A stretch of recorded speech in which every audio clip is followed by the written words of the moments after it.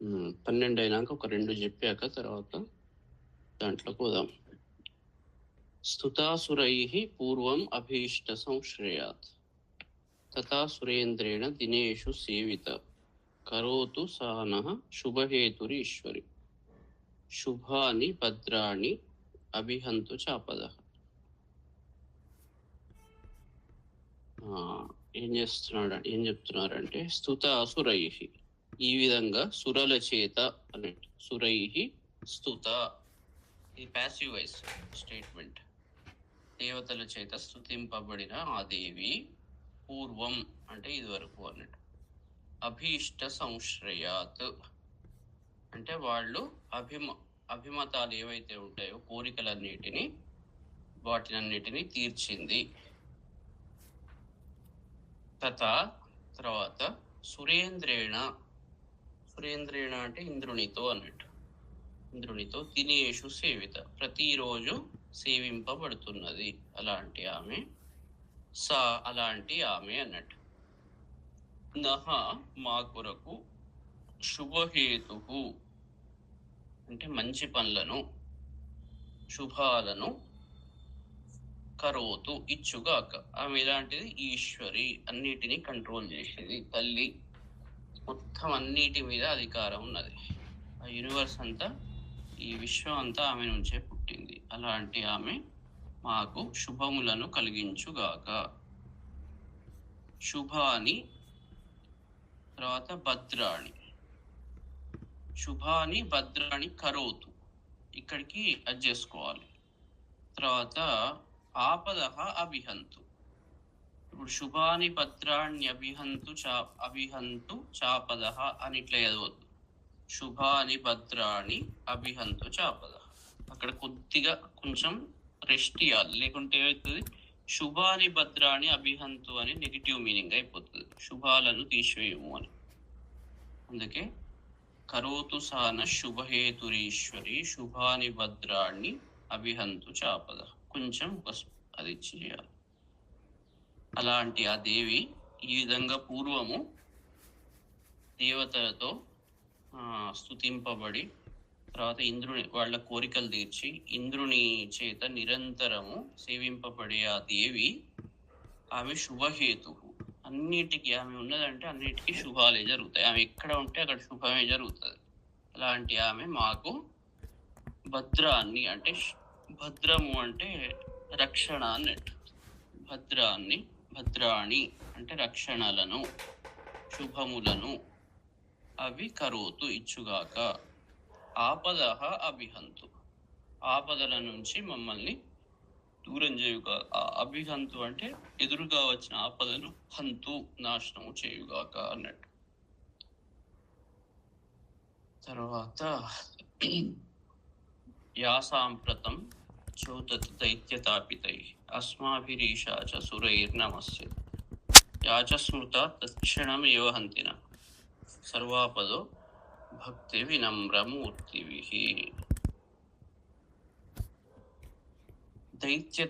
ఉద్ధత దైత్యతాపితై అస్మాభిః అంటే ఈ రాక్షసులతో ఏదైతే ఉన్నదో, సాంప్రతం ఇప్పుడు అన్నట్టు, అంటే మళ్ళీ ఇది వరకు చేసి ఈ విధంగా స్తుతించి, సాంప్రతం ఎవరి చేతనైతే, యా ఇప్పుడు, చోదత దైత్యతాపితై ఈ రెచ్చిపోయిన ఉన్మత్తులైన ఈ రాక్షసులతో తాపితై కొట్టబడిన వాళ్ళు, వీళ్ళన్నీ మళ్ళీ ఆక్రమించారు కదా. ఇక్కడ స్తోత్రం మొదలే చేశారు, అక్కడ స్తోత్రం తర్వాత జరిగింది చూడండి. ఇక్కడ మొదలే చేసి ఆమెను ఇన్వోక్ చేస్తున్నారు అన్నట్టు. ఇప్పుడు ప్రస్తుతం రాక్షసులతో కొట్టబడిన వాళ్ళతో అస్మాభిః అలాంటి మా చేత, ఈశా చ సురైః నమస్యతే, సురైః ఈ దేవతల చేత, నమస్యతే నమస్కరింపబడి, యాచ స్మృత తత్క్షణం ఏవహంతిన ఎవరైతే స్మరింపబడి, తత్క్షణం ఆ క్షణంలోనే, నహ సర్వాపదః హంతి మా యొక్క అన్ని ఆపదలను హంతి నాశనం చేస్తుందో, ఎవరైతే స్మరింపబడి ఆ క్షణంలోనే అన్ని ఆపదల నుంచి దూరం చేస్తుందో, ఎలాంటి వాళ్ళతో అంటే స్మృత ఎవరితో అంటే భక్తి వినమ్ర మూర్తివి. భక్తి వినమ్రత ఈ రెండు ఉన్న వాళ్ళతో, అలాంటి మూర్తి భవించిన సురలతో అన్నట్టు. దివ్య గుణ సంపన్నులు ఎలా ఉండాలి?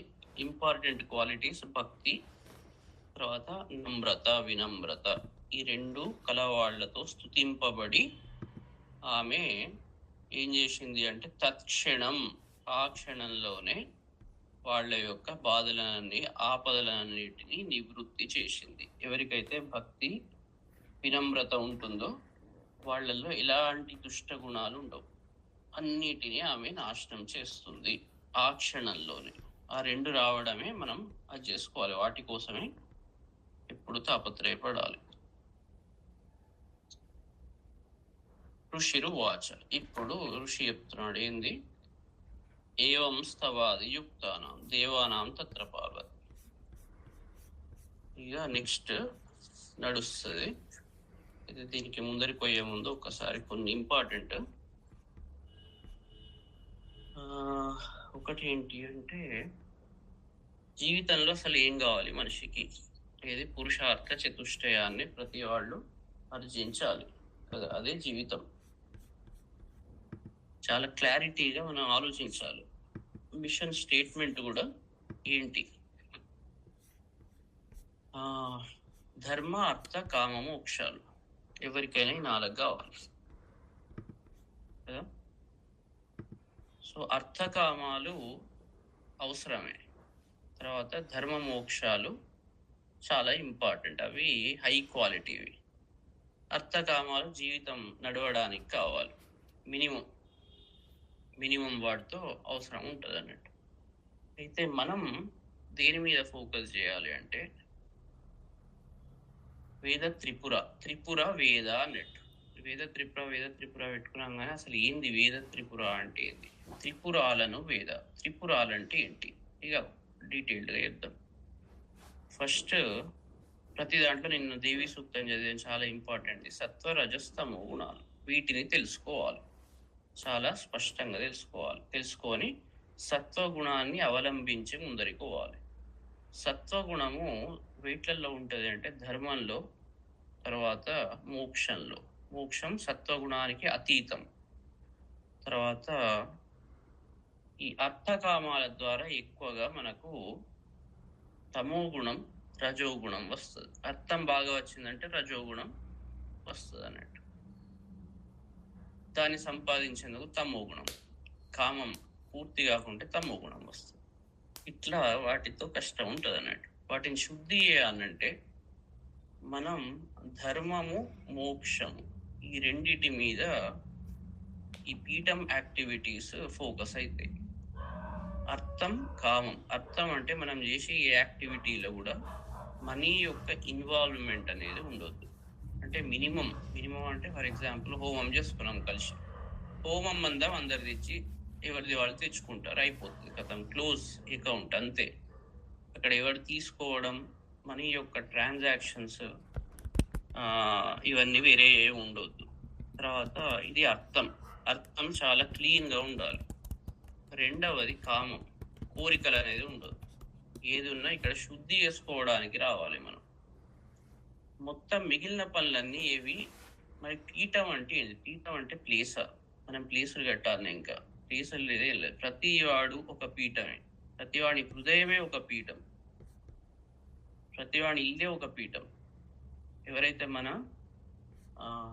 స్ట్రాటజీతో అంటే మన మోడల్తో, దాన్ని ఏమనుకోండి ప్రిన్సిపల్స్తో ఏకీభవిస్తారో వాళ్ళందరూ వాళ్ళ హృదయమే ఒక పీఠం. ఓకే, పీఠం అంటే ఒక సుస్థిర స్థానం అన్నట్టు. వాళ్ళ హృదయమే సుస్థిర స్థానం అవుతుంది, వాళ్ళ ఇల్లే ఒక పీఠం అవుతుంది. అక్కడి నుంచే ఏం చేయాలి మరి?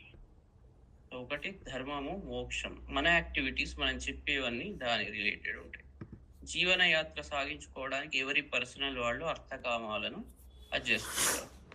మనం చెప్పే విషయాల ద్వారా వాళ్ళు అర్థకామాలు రెండింటిని కలిపి భోగం అంటారు.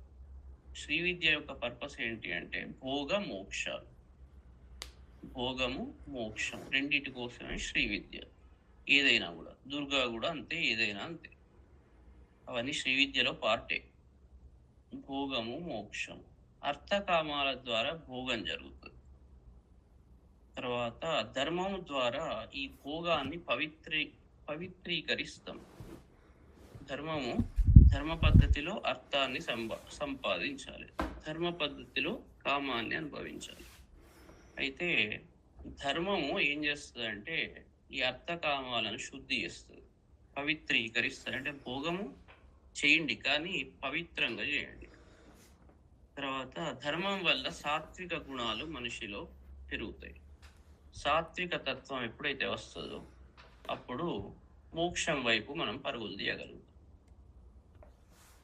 కాబట్టి మన పీఠం యాక్టివిటీస్ ఈ పేరు మీద చేసే ప్రతిదీ కూడా చాలా సింపుల్. ధర్మము మోక్షం రెండింటి మీదనే ఉంటుంది. బయట సొసైటీలో ఇన్ జనరల్ ప్రాబ్లం ఎప్పుడు వస్తుంది అంటే ఎప్పుడైతే గురువు యొక్క కంట్రోల్లో ఉన్న విషయాలు అర్థకామాలతో లింక్ అవుతాయో అక్కడ అది చాలా రోజులు నిలబడదు, కరప్షన్ స్టార్ట్ అవుతుంది. అక్కడ బిల్డింగులు లేస్తాయి, ఆస్తులు వస్తాయి, బ్యాంకులు నిండుతాయి, దుష్టులు చేరుతారు, చుట్టూ నాశనం అవుతుంది వ్యవస్థ. అసలు ఏదైతే వ్యవస్థ, గురువు వ్యవస్థ ఏదైతే చెప్పాలో, ముక్తి వైపు పట్టుకపోవానో, ధర్మ మార్గాన్ని సూచించానో ఆ రెండే గిరిపోతాయి. అక్కడ కోరికలు, అందరూ జనాలు, దుష్టులందరూ చేరుతారు. అసలు మొత్తం మాయమైపోయి వ్యవస్థ కింద పడుతుంది. ఏది చేయాలో దానికి రివర్స్ అయిపోతుంది. ఇది కలకాలం, వేల సంవత్సరాలు పర్మనెంట్గా ఉండాలి అంటే, ఎందుకంటే సారి యొక్క ఇచ్చ అది మనుషులను ఉన్నత స్థాయికి పట్టుకపోవాలి, మంచి మార్గంలోకి పట్టుకపోవాలి అనే యొక్క దాంతో మనందరికీ నేర్పారు. దాన్ని అద్భుతంగా మనం కొన్ని వేల సంవత్సరాలు పర్మనెంట్, అంటే భగవంతుడు ఏదైతే సూచిస్తాడో, ఎందుకంటే మనం ఏం చెప్తున్నాం, ఈశ్వర గురురాత్మేతి. త్రిపుర అంటే ఏంటి అంటే ఈశ్వర గురురాత్మేతి, ఒకటి. ఈశ్వరుడు, గురువు, ఆత్మ ముగ్గురికి మధ్య తేడా లేదు అనేది ఫైనల్ ప్రిన్సిపల్. అందరూ ఋషులు కావాలి అని నిన్న చెప్పారు. గోల్. ఋషి ఎప్పుడు వస్తాడు? ఋషి కస్మాత్ జ్ఞాన పారగమాత్, జ్ఞానం యొక్క పారాన్ని తెలుసుకున్నవాడే ఋషి. ఆ తత్వం తెలుసుకోవాలంటే నేను, గురువు, తర్వాత ఈశ్వరుడు, ముగ్గురు మధ్య భేదము లేదు అనే క్లారిటీ రావాలి, అనే రియలైజేషన్ రావాలి. అప్పుడే మీరు ఋషి అయినట్టు. అంతవరకు అంతే. అయితే అది వేద. యో వైతాం బ్రహ్మణో వేద అని లేదా, అమృతేనావృతాం పురి. వేద అంటే తెలుసుకుంటాడు, తెలుసుకుంటాడు. యహ తాం బ్రహ్మణ అమృతేన ఆవృతాం పురీం వేద అన్నట్టు. ఏం వేద? ఇప్పుడు ఏం తెలుసుకోవాలి? త్రిపురను తెలుసుకోవాలి, ఈశ్వరో గురురాత్మ. తర్వాత 3 గుణాలను తెలుసుకోవాలి, సత్వరజస్తమో గుణాలు. వీటి తత్వం ఏంటి అనేది తెలుసుకోవాలి. ఆ మూడింటిని ఏమైనా తీసుకోవచ్చు మీరు. సృష్టి అంతా సృష్టి, స్థితి, సంహారాలు. ఈ ప్రాసెస్ తెలుసుకొని 4వ స్టేట్కు, తురీయ స్థితికి చేరుకోవాలి అని అసలు విషయం అన్నట్టు. అయితే ఆ స్థితికి అనంటే ఒక చాలా ప్రిన్సిపుల్డ్గా ఉండాలి. ప్రిన్సిపుల్డ్ అంటే అర్థం ఏంటంటే మనం చేసే పనులు చాలా హై క్లారిటీలో ఉండాలి.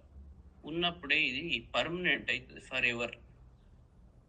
అంతవరకు లేకుంటే ఏమవుతుందంటే, ఎక్కడనో చిన్న సందున్న ఒక పాత్రకు చిన్న హోల్ ఉన్నా అది ఏమవుతుందంటే నీళ్లు లీక్ అవుతాయి. ఇక్కడ లీక్ అయ్యే ఆప్షన్ ఇవ్వద్దు మనం. కాబట్టి మన గోల్ ధర్మము, మోక్షం. మోక్షం సరే, అది చెప్పడానికి పదం మంచిగా ఉంటుంది కానీ ఏంటి దాన్ని అనేది తత్వం డీప్గా పోదాం. ధర్మం ఏంది? ధర్మం మళ్ళీ లొల్లి.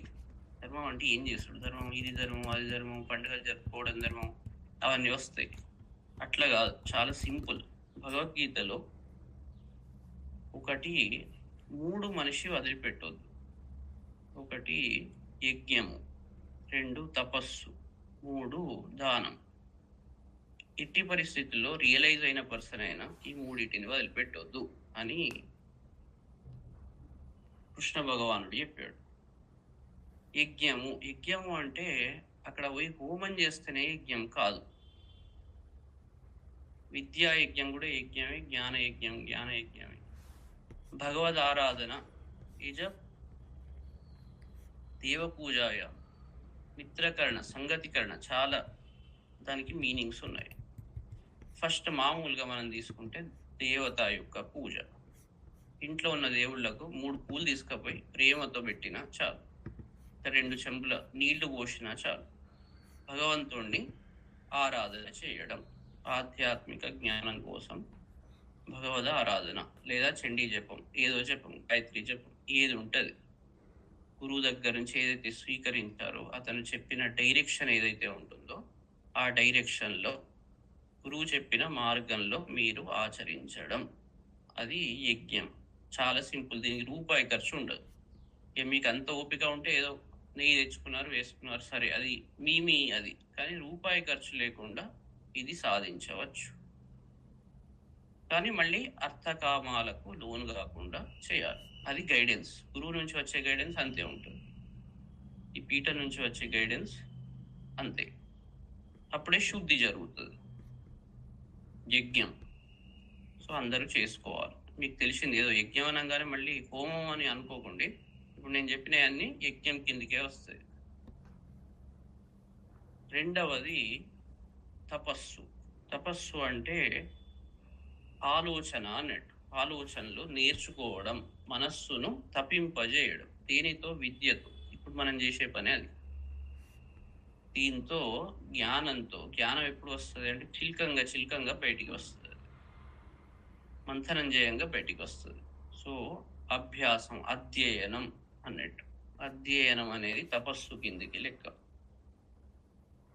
ఇక మూడవది దానం. దానం ఏం లేదు, మీరు ఎవరికి ఏం చేయాల్సిన అవసరం లేదు. మీ దగ్గర ఉన్నది ఏదైతే ఉంటుందో, ఒక మనిషికి ఎప్పుడైనా పాత్ర దానం, ఎప్పుడో ఒకసారి మీకు తోచినంత, మీ ఎబిలిటీని బట్టి సాధ్యమైనంత ఒక నలుగురికి సహాయం చేయడం వీలైనప్పుడు, మీ శక్తియుక్తులను అనుసరించి. ఎందుకంటే మన దగ్గర ఉన్నది కాబట్టి కొంత ఇవ్వడం, ఉంటే ఇవ్వడం, అది ఎవరిది వాళ్ళు చేసుకోవచ్చు. అది మీ పద్ధతుల్లో, దాంట్లో స్పెసిఫిక్గా ఇట్లనే అని కాదు. కానీ మీరు పాత్రదానం మంచి వాళ్ళకి ఇచ్చేలాగా చూసుకోండి. ఎప్పుడో నెలకోసారి అనుకోండి, ఏడాదికోసారి అనుకోండి, ఇట్లనే అట్లనే అని ఏం కండిషన్స్ లేవు. అది మీది మీకు తెలియాలి అంతే. అందుకే ఈ 3 ధర్మాలు ఎవరు ఆచరిస్తారు అంటే బ్రహ్మజ్ఞుడు. అందుకే యజనం, యాజనం, అధ్యయనం, అధ్యాపనం, దానం, ప్రతిగ్రహణం, ఈ 3 నిత్యం ప్రతివాడు ఆచరించవలసింది. ఇంత జ్ఞాని అయినా ఎవరైనా కూడా వాళ్ళ లెవెల్ను బట్టి, వాళ్ళ దాన్ని బట్టి, టైంను బట్టి ఈ 3 చేయాల్సింది. ఇప్పుడు చదువుతూనే ఉండాలి, చెప్పాలి, ఆ డిస్కషన్, బ్రెయిన్కి యాక్టివిటీ ఉండాలి. తర్వాత ఇప్పుడు చెప్పిన మిగిలిన 2, ఓకే, ఇవి త్రిపుర 3. దీన్ని తెలుసుకోవాలి, ఈ తత్వాన్ని. ఇది మన ధర్మాలు. మన ధర్మం ఏంటి అంటే ఈ పనులు చేయడం ధర్మం. ఈ విద్య ద్వారా మీకు వేరే యాక్టివిటీస్ ఏం చేయాలి ఏంటి అర్థమవుతుంటాయి జీవితంలో కదా. సో చాలా క్లియర్ ఏంటి ఫోకస్, ధర్మము. ఇది చెప్పంగా ఏమవుతుంది, ఇప్పుడు ఈ 3 పాటిస్తుండగా 3 స్థితులకు అతీతమైన స్థితి వస్తుంది. అతీతమైన స్థితి ఏం లేదు, కరెక్ట్ చండీలో చెప్పినట్టు 3 సంవత్సరాలు వాళ్ళు దేవి సాధన చేసి చివరిలో దేవి ప్రత్యక్షం అవుతుంది. దేవి ప్రత్యక్షం అంటే ఏం లేదు, మీలో ఆ జ్ఞానం అనేది వస్తుంది అన్నట్టు. జ్ఞానం వచ్చి బై డిఫాల్ట్ పరమశాంతిని పొందుతారు. ఎజిటేట్గా ఏదో కావాలని కోరుకోరు, ధైర్యం ఉంటుంది. ఏదైతే శుభ లక్షణాలు ఉంటాయో అన్ని శుభ లక్షణాలను మీరు అక్వైర్ చేసి జీవన్ముక్త స్థితిని పొందుతారు. అదే మోక్షం. ఆ స్థితిని తెచ్చుకుంటారు. మళ్ళీ ఏదో కావాలి, తర్వాత తామరాకు మీద నీటి బొట్టు ఎలానైతే ఉంటుందో ఆ స్థితికి చేరుకుంటారు. అంటే భగవద్గీతలో లాస్ట్లో ఏదైతే చెప్పారో సర్వధర్మాన్ పరిత్యజ్య మామేకం శరణం వ్రజ అహంతు సర్వపాపేభ్యో మోక్షయిష్యామి మా శుచః ఆ స్థితికి చేరుకుంటారు. సరే, అది ముక్తి. ధర్మము ఇప్పుడు చేయాల్సిన పనులన్నీ చేయాల్సిందే. ఇది చాలా క్లియర్ గైడెన్స్. అప్పుడు ప్రతి వ్యక్తి ఒక ఋషి అవుతారు. ప్రతి వ్యక్తి హృదయం ఒక పీఠం అవుతుంది. ప్రతి ఇల్లు కూడా ఒక పీఠం. ఇప్పుడు మీరు మీ ఇంట్లో నుంచి చేస్తున్నారు కదా పనులు, మీ దగ్గరనే వండుకున్నది ఏదో ఒకళ్ళకు పెడుతున్నారు. అర్థకామాలు, మనిషికి అర్థకామాలు బేస్ లైన్ మనం కరెక్ట్గా డిఫైన్ చేస్తే ఫండమెంటల్ మనిషికి బతకడానికి కావాల్సిన తిండి, తర్వాత సరే కట్టుకోవడానికి గుడ్డ, 2 బట్టలు, మినిమం బేర్ మినిమం చూసుకుంటే, మిగిలినవి కూడా అనుభవించవద్దు అని కాదు, కానీ ధర్మం ప్రకారంగా మీరు వాటిని అనుభవించు. ఇప్పుడు మీరు ధర్మం ఇవన్నీ పనులు చేసినప్పుడు జ్ఞానం వచ్చాక మీరు అనుభవించి అవి చేస్తున్నా, నేను చేస్తున్నా అనే భావన ఉండదు మీకు.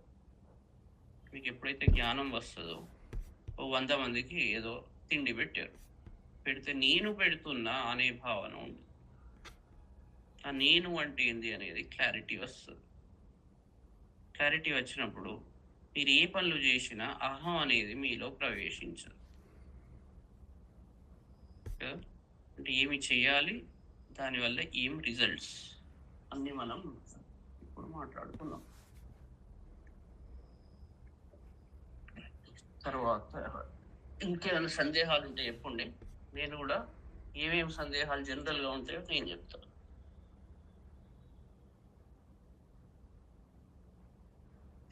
పౌర్ణమి నుంచి చాలా మంచి డైరెక్షన్లో పోవాలని నాది. చెప్పదలుచుకునే చాలా ఇంపార్టెంట్ మ్యాటర్ నేర్చుకునేది. మనం ఇప్పుడు ఏదైతే అనుకున్నామో ఆ స్థితికి చేరుకోవడానికి అన్ని ఉపకరిస్తాయి.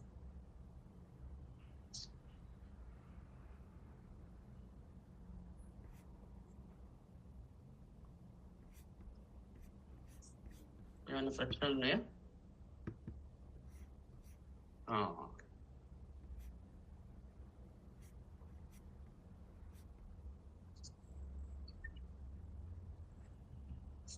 తర్వాత ఇక నేను చెప్పవలసినవి చెప్తా కొన్ని. అంటే ఇలాంటి ఉపాసనలో ఇలా ఉంటుంది. ఇప్పుడు మనం జపం చేస్తున్నాం, కొందరు అనుభూతులు వస్తున్నాయి అంటారు, కొన్ని అవి వస్తున్నాయి అంటారు, లక్షలు జపం చేసామంటారు, తర్వాత వాళ్ళకన్నా నేను బాగా చేస్తున్నా అంటారు అని. ఎవరి స్థాయిలో వాళ్ళు సూక్ష్మమైన అహంకారం ఒక లెవెల్లో ఉంటుంది ప్రతి వాళ్ళలో. ప్రతి కోరిక కోసం జపం చేయడం, ఇవన్నీ సూక్ష్మమైన అహంకారం. ఇవి ఏవి మంచిది కాదు. ఎవరితో ఎవరు కంపారిజన్ లేదు, ఎవరిది వాళ్ళే గొప్ప అనుకోండి. గొప్ప లేదు, తప్పు లేదు, ఎవరిది వాళ్ళు ప్రాక్టీస్ సాధన చేసుకుంటూ ఉండి. మీరు చేసింది ఏదో డబ్బాలు కొట్టుకునేందుకు చెప్పుకోకండి. తర్వాత నార్మల్గా ఇష్టంతో చేయండి. మొన్న చెప్పినట్టే ఇప్పటి నుంచి ఇష్టంతో చేయాలి, కష్టంతో కాదు. ఎవరి బలవంతం గిన్ని చేయాలి గన్ని చేయాలి ఏం కండిషన్స్ లేవు. మినిమం చేసుకోండి, సంతోషంతో చేయండి చేసేది. తర్వాత డప్పులు కొట్టుకొని చెప్పుకోకండి, నేను ఇవాళ ఇన్ని పాఠాలు చేశాను, ఇన్ని అది చేశాను, అది చేశాను, ఇది చేశాను అని ఊళ్ళకు చెప్పుకోవడానికి మీరు దీన్ని ప్రచారాలు చేయకండి. దానివల్ల అది ఒక రకమైన అహంకారం. అవన్నీ పోయినప్పుడే చెప్పిన ఆ స్థితి వస్తుంది. కాబట్టి అట్లాంటి పనులు చేయకండి. తర్వాత మీకు కనిపించే అనుభూతులు, అది కూడా ఒక రకమైన అహమే. పోయి చెప్పుకోకండి, నాకు అది కనబడ్డది, ఇది కనబడ్డది, నాకు ఈ దేవతలు వచ్చారు, వాళ్ళు కనబడ్డారు, వాళ్ళకి కనబడితే అదంతా ప్రాసెస్లో అన్నీ జరుగుతూనే ఉంటాయి. అది మళ్ళీ మళ్ళీ రావాలని కోరుకోవద్దు, ఇంకోటికి వచ్చింది నాకెందుకు రాలేదు అని అనుకోవద్దు. ఇది చెప్పే వరకు అవన్నీ వచ్చేస్తున్నాయి కంపారిజన్. సో అట్లాంటివి ఏమీ అది చేయకండి. అమ్మవారు ఎవరికి ఏ టైంలో ఏది ఎలా చూపెట్టాలో అలా చూపెడుతుంది. ఎలా ఎంకరేజ్ చేయాలో అట్లా ఎంకరేజ్ చేస్తుంది. వాళ్ళను ఎప్పుడైతే ఆమెను నమ్ముకొని ఉంటామో ఆమె అన్ని రకాలుగా గైడెన్స్ న్యాచురల్గా ఇస్తుంది. ఎప్పుడు ఆమె పిల్లలకి ఏమి ఇవ్వాలో ఆమెకు తెలియదు, ఏది ఇవ్వాలో ఆమె ఇస్తుంది. తల్లిని నమ్ముకొని ముందరికి పోవాలంతే. ఒకవేళ అట్లా చేయకుండా డైరెక్షన్ మీరు వేరే రకంగా ఆలోచిస్తే మీ డైరెక్షన్ మారిపోతుంది. అసలుది పోయి డబ్బా కోసం మొదలవుతుంది అన్నట్టు. సో ఆ పని చేయకండి. తర్వాత వేదాంతం నిజం చెప్పాలంటే తెలుసుకోవాలి అని అది ఉన్న వాళ్లకు చాలా సింపుల్. మనం ఏంటి అంటే కాంప్లికేట్ అది మ్యాటర్. చాలా సింపుల్గా చెప్పాలి విషయం, అందరికి అర్థమవుతుంది. మనకే తెలుసు మనం ఏదో గొప్పవాళ్ళం అని. ఇక్కడ ఏం లేదు. తెలుసుకోవాలన్న మీరు నిజంగా ఉంటే, అలా పోవాలి అని ఉంటే అందరికి అర్థమవుతుంది. సో అట్లాంటిది నేనేదో గొప్పవాడిని అనే ఫీలింగ్ తెచ్చుకోకండి. తర్వాత మానసికంగా సమతుల్యత లేకపోవడం అంటే దీనివల్ల వస్తుంది. దానివల్ల ఏమవుతుంది, నిద్ర సరిగ్గా పట్టదు, అనవసరంగా భయపడుతుంటారు, ఏదో ఒక రకమైన టెన్షన్. మామూలుగా ఎందుకు వస్తుంది ఇట్లాంటివి అంటే, బలవంతంగా ఏదైనా పని చేసినప్పుడు సాధన కానీ, బలవంతపు సాధన, ఇప్పుడు మనం దీని గురించి మాట్లాడుతున్నాం కాబట్టి బలవంతంగా ఏ సాధన చేయకండి. ఒకటి, దీనివల్ల రావచ్చు ఇట్లాంటివి. రెండవది, గురువును ధిక్కరిస్తే వస్తుంది టెన్షన్, ఏది క్లారిటీ ఉండదు, శాంతి హృదయంలో వస్తులేదు. అంటే ఈ రెండిట్లలో ఏదో పని చేస్తున్నారు మీరు. అప్పుడే ఇట్లాంటి పరిస్థితులు ఉత్పన్నమవుతాయి. లేకుంటే మనసులో శాంతి అనేది న్యాచురల్గా వస్తుంది. ఇలాంటి సందర్భాల్లో జాగ్రత్తలు ఏం చేయాలి? ఫస్ట్ సాధనను తగ్గించుకోండి, ఓవర్ చేయకండి. ఏదో చేసి దాన్ని పైకి కిందికి లాగకండి. ఫస్ట్ దాన్ని ఇష్టంతో చేసే పద్ధతిలోకి మార్చుకోండి. తర్వాత చెప్పినట్టు గురువు యొక్క సహాయం తీసుకొని ఆ విధంగా మీ కార్యక్రమాలు చేసుకోవాలి. మామూలు సాధారణ సేవా కార్యక్రమాలు అవి ఇవి చేస్తే, శరీరానికి క్రమశిక్షణ ఇవన్నీ చేసినప్పుడు మళ్ళీ లైన్లోకి వస్తారు, మానసికంగా సమతుల్యత వస్తుంది. తర్వాత మీరు చేసే దాంట్లో కూడా శక్తి సమతుల్యత, బాగా ఓవర్గా చేసినప్పుడు ఓవర్ చలి కానీ వేడి కానీ ఇట్లాంటి కొన్ని అటు ఇటు అవుతుంటాయి, గుండె దడ, తలనొప్పి ఇట్లాంటివి వస్తున్నవి అంటే అది కొద్దిగా అంటే మీరు చేయాల్సిన పద్ధతిలో చేయట్లేదు. అప్పుడు కూడా మీరు కంపల్సరీ నీళ్ళు ఎక్కువ తీసుకోవడం కానీ, గురువు సేవ చేసుకోవడం కానీ ఇలాంటివి చేయాలి. ఇప్పుడు అసలు ఈ గురువు అంటే ఎవరు అని డౌట్ వచ్చింది. చండీదేవి, చండీ అంటే ఏ దేవతనైనా మంత్రం ఏ గురువు దగ్గర నుండి తీసుకోవాలి? ఏ గురువు అంటే ఇది బాగా తెలుసుకోవాల్సిన విషయం. చాలా మంది ఏమంటారు, ఫలానా గురువుల్లో కూడా కంపారిజన్, మా గురువు మీ గురువు. గురువు ఎప్పుడు గురు బ్రహ్మ గురు విష్ణు గురుర్దేవో మహేశ్వర గురు సాక్షాత్ పరబ్రహ్మ. గురువు అంటేనే పరబ్రహ్మ. మీ గురువు మా గురువు అంటే ఇద్దరు పరబ్రహ్మలు ఉంటారు, ఇద్దరు పరబ్రహ్మలు ఉంటారు. గురువు ఎప్పుడు ఒక్కడే, జ్ఞాని. మరి అందరూ జ్ఞానం ఎవరికి ఉంది అనే క్వశ్చన్ మళ్ళీ రెండో క్వశ్చన్ ఆటోమేటిక్గా ఉత్పన్నం అవుతున్నది.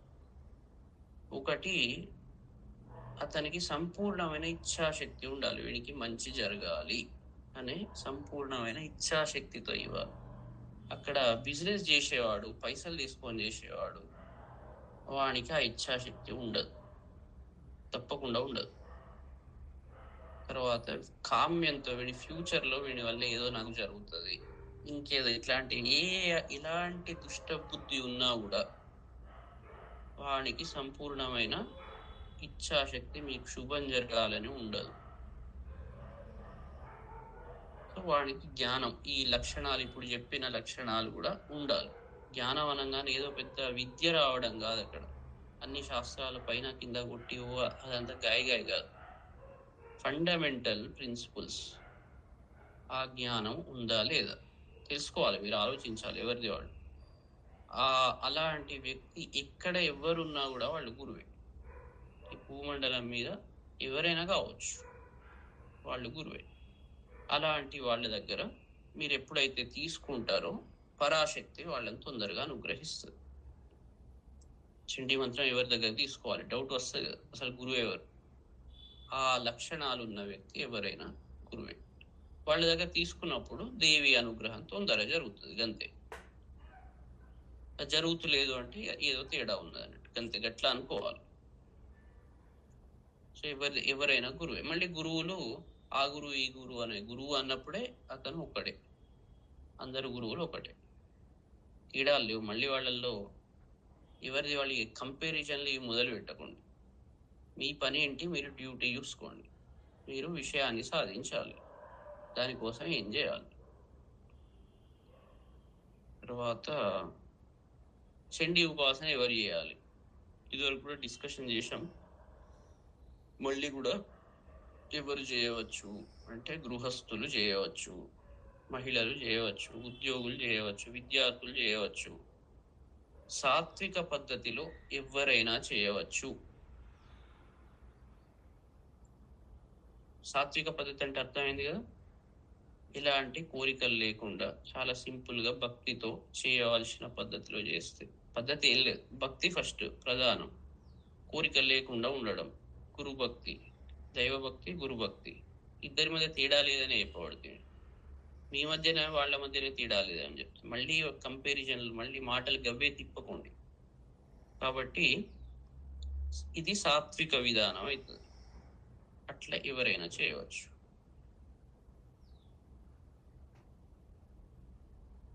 తర్వాత చండీదేవి శత్రువులను నశింపజేస్తుందా అంటే నిజమే. మన లోపల ఉన్న ఏవైతే ఉంటాయో అంతఃశత్రువులు వాటిని నాశనం చేస్తుంది.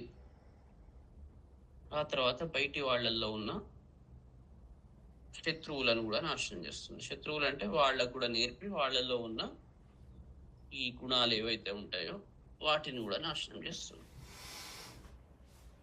ఫస్ట్ పాయింట్ మీరు మనలో ఉన్న వాటిని నాశనం చేసుకోవాలి. తర్వాత మీకు క్లారిటీ వస్తుంది ఏం చేస్తుంది అనేది.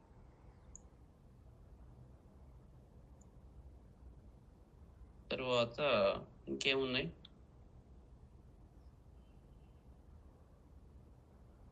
చండీ మూల మంత్రం దీనివల్ల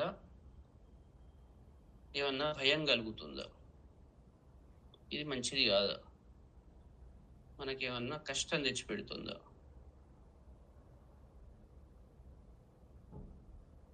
అని భయం ఉండవచ్చు. కొందరికి అనుమానాలు ఉంటాయి, అయ్యో తీసుకుంటే ఏమవుతుందో అంటే. నిజమే, ఇది కరెక్ట్. ఎవరైతే అడుగుతారో అట్లాంటి ఆలోచనలు ఉంటాయో వాళ్ళకి తప్పకుండా భయం వస్తుంది. ఎందుకంటే ఆ థాటే రావద్దు. ఇంత విన్నాక మీలో ఆ థాట్ రావద్దు. ఎవరికైతే దుర్బుద్ధులు, దురాలోచనలు, ఇప్పుడు ఈ రకమైన తమోగుణ, రజోగుణ ప్రధాన లక్షణాలు ఉంటాయో వాళ్లకు తప్పకుండా భయం వస్తుంది. వాళ్ళు చేయలేరు కూడా, అమ్మవారు వాళ్ళని చేయనియరు. కాబట్టి సాత్విక గుణ ప్రధానంతో ఎవరైనా చేయవచ్చు అనేది ఇక్కడ పాయింట్.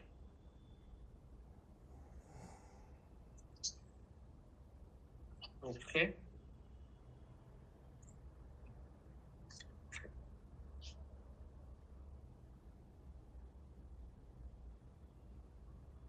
ఇంకేమన్నా ఉన్నాయా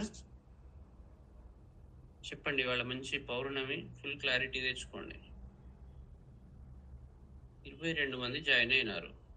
మంచి నెంబర్ 21+1 దేవి సూక్తం number.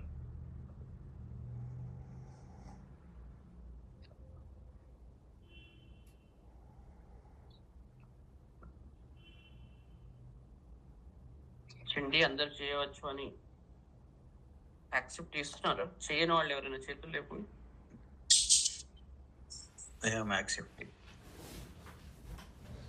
Very good.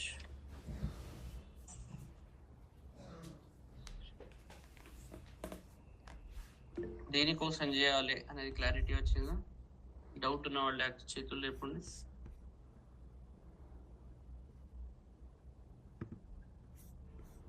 Mission statement అర్థమైంది కదా. వేద త్రిపుర ఏంటి, ఎక్కడ ఉంటుంది, ఎవరన్నా అడిగారు అనుకోండి మీది ఎక్కడ ఉంటుంది. ఇప్పుడు ఓన్లీ సత్వగుణ అంతే. ఓన్లీ సత్వగుణ.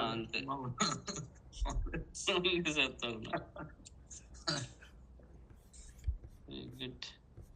సో ఇప్పుడు మీ పీఠం ఎక్కడ ఉంటది అంటే ఏం చెప్తారు? సరే పీఠం ఒకటి ఉన్నది. పీఠం అంటే ఒక ప్లేస్, అక్కడ నుంచి మొదలు కావడానికి ఉండాలి కదా. సారే ఒక పీఠం కదా, సారే ఒక పీఠం, ఆయనే ఒక శ్రీచక్రం. మన పీఠం అంతే. సో అక్కడి నుంచి బయటికి వచ్చి ప్రతి వ్యక్తి అట్లా తయారు కావాలి. ఒక పీఠం, ఓ ప్లేస్, దాని నుంచి మనం అక్కడ ఒక చిన్న ప్లేస్లో చిన్న గుడి, చిన్న ఊరు, అక్కడ ఎక్స్పెరిమెంట్స్ చేసాం. సో ఒక ప్లేస్, బేస్ ప్లేస్. మిగిలినవన్నీ ఎవరిళ్ళు, అందరి ఇళ్ళు మనకు పీఠాలు. అందరి హృదయాలు, ఇల్లు కాదు, మీ హృదయం దగ్గర నుంచి స్టార్ట్ కావాలి.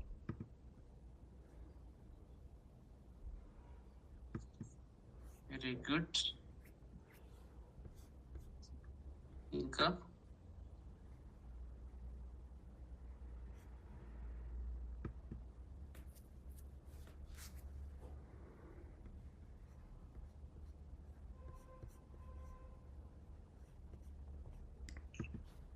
మనమంతా పూజలు చేసేటప్పుడు అంటే సంకల్పంలో ధర్మ అర్థ కామోక్షాలు అని చెప్పి అందరూ చేస్తాం, కానీ ఈ రోజు బాగా తెలిసిందండి అర్థాన్ని.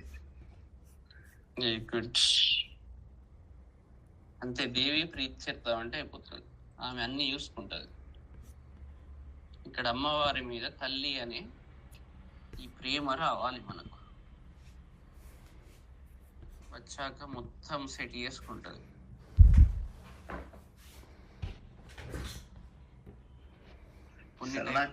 శరణాగతి. కరెక్ట్ చెప్పారు. శరణాగతి సంపూర్ణ శరణాగతి అయినప్పుడే లాస్ట్. అందుకే భగవద్గీత చివరిలో సర్వధర్మాన్ పరిత్యజ్య మామేకం శరణం వ్రజ. శరణాగతి ఎప్పుడైతే వస్తుందో అన్ని న్యాచురల్ గా ప్యూరిఫై అయిపోతాయి. ఏవేవి ఎలా కావాలన్నా ఆమెకు అన్నీ తెలుసు, అన్ని సెట్ చేస్తుంది. అప్పుడప్పుడు కష్టపెట్టినా పర్లేదు, కష్టపెడుతుంది. పాండవులను, రాముణ్ణి, అందరినీ కష్టపెట్టింది, ఎవరిని వదిలిపెట్టలే కదా. ఎందుకంటే కష్టపెట్టుడు కాదు, ట్రైన్ చేసింది వాళ్ళను. ఇప్పుడు పాండవులు వనవాసం పోకుంటే అర్జునునికి పాశుపతాస్త్రం, దివ్యాస్త్రాలన్నీ వచ్చేటివి కదా. వాళ్లకు దాంట్లో ఉన్న సౌందర్యం, వాళ్ళ మధ్య ఒక బంధం, ఎన్నో విషయాలు వాళ్ళు దాంట్లో సాధించారు కదా. వాళ్ళకి నెగిటివ్ కాదు, అది పాజిటివ్ అయింది. అన్ని రకాల ఎక్స్పీరియన్సెస్ అండి. అన్ని రకాల ఎక్స్పీరియన్సెస్. లైఫ్ అన్నప్పుడు అన్ని రకాల ఎక్స్పీరియన్సెస్ కావాల్సిందే. ఎప్పుడైతే మనం ఒక వెలుగు యొక్క గొప్పతనం తెలుసుకోవాలంటే చీకటిని కూడా చూడాల్సి వస్తుంది కదా. లేకుంటే వెలుగు గొప్పతనం తెలియదు. రోజు నీళ్లు మంచిగా దొరుకుతుంటే ఇష్టం ఉన్నట్టు వేస్ట్ చేస్తాం. నీళ్లు దొరకని కాలం వచ్చినప్పుడు నీళ్ళ వాల్యూ తెలుస్తుంది కదా. ఏదైనా దొరకనప్పుడు అప్పుడప్పుడు ఆ దొరికేదాని యొక్క విలువ తెలుస్తుంది మనకు. అందుకే అన్ని రకాల ఎక్స్పీరియన్సెస్ అవసరము. ఆమెకు తెలుసు ఎవరికి ఎట్లా పెట్టాలి ఏంటి. వీడిని మంచి ఆ స్థితి మనం ఏమి చేసుకోవాలి? శరణాగతి. అమ్మ నన్ను నీ దగ్గరికి పట్టుకపో, సరైన మార్గంలో నడిపించు, నీలో చేర్చుకో అని పెట్టుకొని, ఇక నీకేమి ఇవ్వాలనో అని నీకు తెలుసు, ఏది ఇస్తా తీసుకుంటావు అని ముందరికి ఉండి. ఇప్పుడు ఇట్లా మన శాస్త్రాలు మంచిగా నేర్చుకుంటే మంచిగా అర్థమైంది. లేకుంటే అన్ని డౌట్లే. ఇప్పుడు రేపు ఏమైనా క్వశ్చన్లు పెడితే రామాయణం వశిష్ఠ మహర్షి ఉండంగా రాముడు ఎందుకు అడవులకు పోయినాడు? ఆయన ముహూర్తం పెట్టాడు, అయినా మరి పోయినారు. ఎందుకు పోయినారు? వాళ్ళు జ్యోతిష్యాలు కామ్యకర్మ చేసుకోలేకనా? కృష్ణ భగవానుడు ఉండంగా వీళ్ళందరూ అడవులకు ఎందుకు పోయినారు? అన్ని రోజులు ఎందుకు కష్టపడ్డారు? వాళ్ళందరూ ఇట్లనే ప్రవర్తించారు కాబట్టి వాళ్ళు ధర్మం వైపు ఉండి చరిత్రలో ఇప్పటికీ వాళ్ళ పేర్లను స్మరించుకుంటున్నాం. మామూలుగా ఉంటే ఎవరు స్మరిస్తారు? వివేకానంద స్వామి పేరు ఇప్పటికీ స్మరిస్తాం. కృష్ణుడిది, రాముడిది, వీళ్ళందరూ గొప్ప గొప్ప వ్యక్తులందరిది, గొప్ప గొప్ప గురువులందరి పేర్లు స్మరించుకుంటాం. ఎందుకు స్మరిస్తాం? ఎందుకంటే వాళ్ళ పనులు అట్లా ఉన్నాయి. ఒక మార్గ నిర్దేశన చేశారు మనందరికి. కాబట్టి మనం అదే డైరెక్షన్ లో పోవాలి. పోతేనే చరిత్రలో పేరు కీర్తి అని కాదు, అది ఆటోమేటిక్గా వస్తుంది. కీర్తి గురించి పట్టించుకోవాలి. అది మార్గమే, అది సనాతన ధర్మమే. ఇది లేకుంటే అన్ని మొదలవుతాయి. అన్ని వ్యవస్థ అంతా చెప్పాను కదా మొదలే.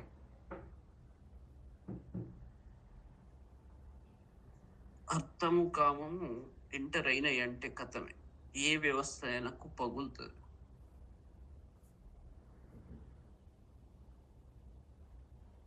తర్వాత ఇది స్కేలబుల్. ఇప్పుడు బుద్ధుడి ధర్మం ఉన్నది, అందరు సన్యాసాశ్రమం తీసుకోవాలి, ఇవన్నీ కొన్ని ఉన్నాయి కదా. దానివల్ల ఏమవుతుంది? అది స్కేల్ కాదు. అందరు అట్లా ఉంటే సృష్టి ముందరికి సాగదు. వైదిక ధర్మం ఎక్కడ కూడా అందరినీ సన్యాసులు కమ్మని చెప్పదు. మీరు చేసే పనులు చేసుకుంటూ పవిత్రంగా ముందరికి పోయి తత్వాన్ని తెలుసుకొని స్టేబుల్గా డెవలప్ కావాలి. ఇప్పుడు చెప్పగానే అందరికి ఒకటేసారి ఋషులు అవుతారని నేను అనుకోను. కానీ ఈ ప్రాసెస్లో, ట్రైనింగ్ ప్రాసెస్లో ఎప్పుడైతే అవి వదిలిపెట్టి ఇవి చేస్తుంటారో అప్పుడు శుద్ధి అనేది ఆటోమేటిక్గా జరుగుతుంది, భగవద్ దర్శనం అవుతుంది.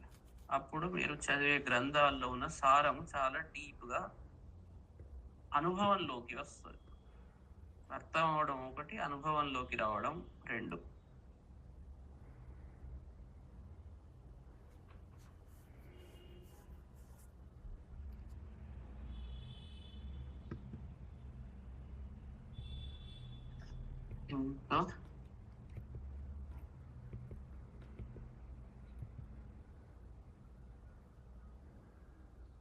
ఇంకేమన్నా ఉన్నాయా?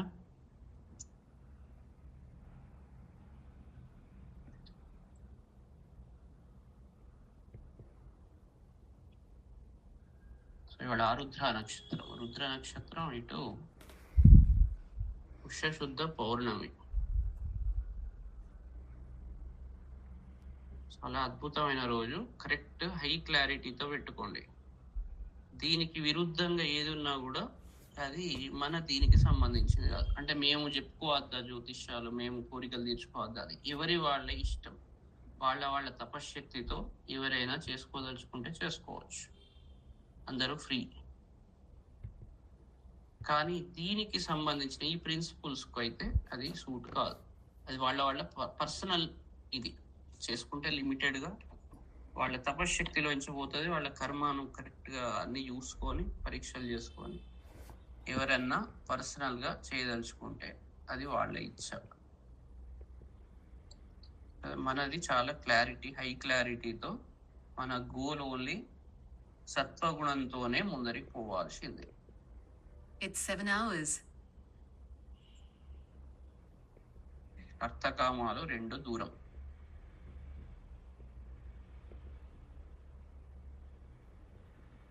Very good. ఏం క్వశ్చన్లు లేకుంటే ఇవాళ ఆపుదాం. మంచిగా ఇవాళ పౌర్ణమి. చెప్పండి సార్. ఇక్కడ మా బంధువుల్లో ఒక అమ్మాయి చేరింది, ఈ రోజు వింటున్నది. పరిచయం చేద్దామని ఒక మాట. ఆమె పేరు వాణి. ఆమె పేరు వాళ్ళ ఊరు. Okay okay. ఎక్కడ సార్? గుంజపడుగు వాళ్ళ ఊరు. గుంజపడుగా మొన్న మాట్లాడా. వాణి ఆమె పేరు. Okay okay okay. వాణి సీతారామేమో వాళ్ళిద్దరు వింటున్నారు రోజు అక్కడ. Okay okay okay okay okay.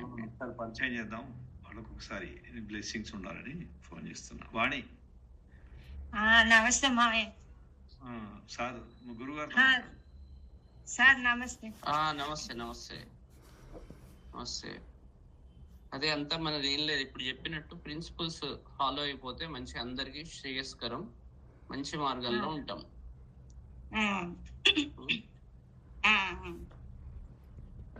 కొద్దిగా నచ్చుడు అంత కష్టం ఉంటది. కష్టమేం లేదు, కష్టం అనిపిస్తే వినాం కదా. బాగా చెప్తున్నారు మాకు. అంటే ఇక్కడికి వస్తే క్లియర్ అంటే మాకు డౌట్స్ కూడా పోతున్నాయి, స్పష్టత కూడా వస్తుంది అన్నట్టు. యాక్చువల్ గా ముందు నేను ఈ సప్తశతి చదివేది కానీ దాని అర్థం పెద్దగా తెలిసేది కాదు. ఇప్పుడు మీరు కాస్త స్పష్టంగా విడదీసి చెప్పాక మంచిగా అర్థమవుతుంది. Okay okay, very good.